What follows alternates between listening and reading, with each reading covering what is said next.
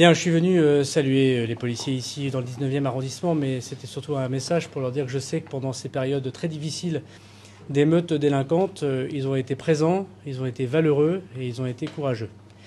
Et ils ont décalé leurs congés, ils sont revenus de leurs vacances, ils ont fait des heures supplémentaires et ils ont, c'est bien légitime, une fatigue, celle de gens qui ont été très mobilisés.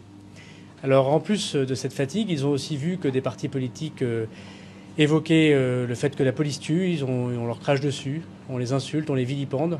Et donc se rajoute à cette fatigue une émotion, une colère. Et pour beaucoup d'entre eux, je le sais, ils m'ont dit voilà encore quelques instants, une tristesse de ces procès d'intention, ces procès médiatiques qui leur vont droit au cœur, eux qui servent la République, qui sont des fonctionnaires. Et on peut les comprendre, et moi je les comprends. Je comprends cette émotion, je comprends cette colère et je comprends cette tristesse.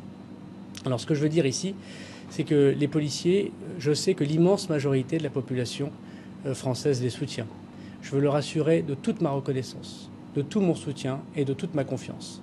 Ils savent mieux que quiconque leur rôle dans la société. Ils savent que lorsque l'un d'entre eux commet une erreur, ils doivent être sanctionnés, c'est normal, ils le savent très bien.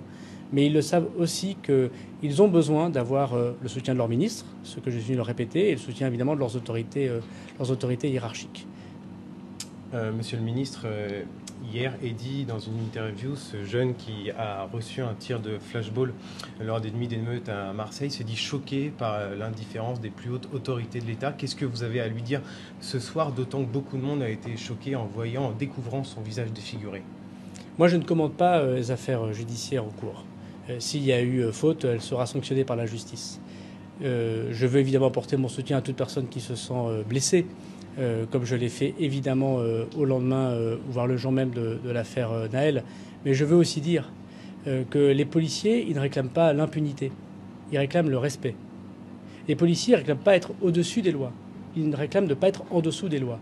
Et les policiers, ça ne peut pas être les seules personnes en France pour qui la présomption d'innocence ne compte pas, pour qui les procès médiatiques l'emportent sur le procès juridique, et pour qui la présomption d'innocence est remplacée par une présomption de culpabilité. Donc il y a à la fois de l'émotion, évidemment. Je n'oublie pas non plus qu'il y a eu 900 policiers et gendarmes blessés, parfois très gravement, pendant ces 4 jours d'émeute, dont chacun a vu la violence, les cocktails Molotov lancés pour eux, les tirs à balles réelles, comme c'était le cas à Nîmes, à Marseille ou dans le Rhône, où on a vu qu'ils ont été parfois laissés pour morts. Je pense à ces 2 policiers de Marseille dont tout le monde a été extrêmement choqué. Et je veux dire ici que si, et c'est normal, des moyens de justice sont mis pour pouvoir regarder où est la vérité et pouvoir condamner les personnes qui n'ont pas accepté leur déontologie et leurs valeurs de policiers.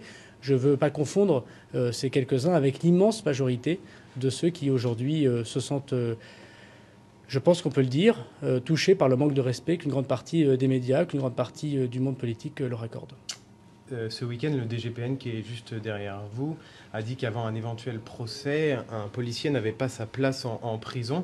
Quel est votre avis sur cette question et est-ce que cette interview a été vérifiée avant publication par le ministère de l'Intérieur? Le directeur général de la police nationale est un grand policier, je vais dire un grand flic. 30 ans de carrière au service de la République, à arrêter des voyous, à protéger des innocents.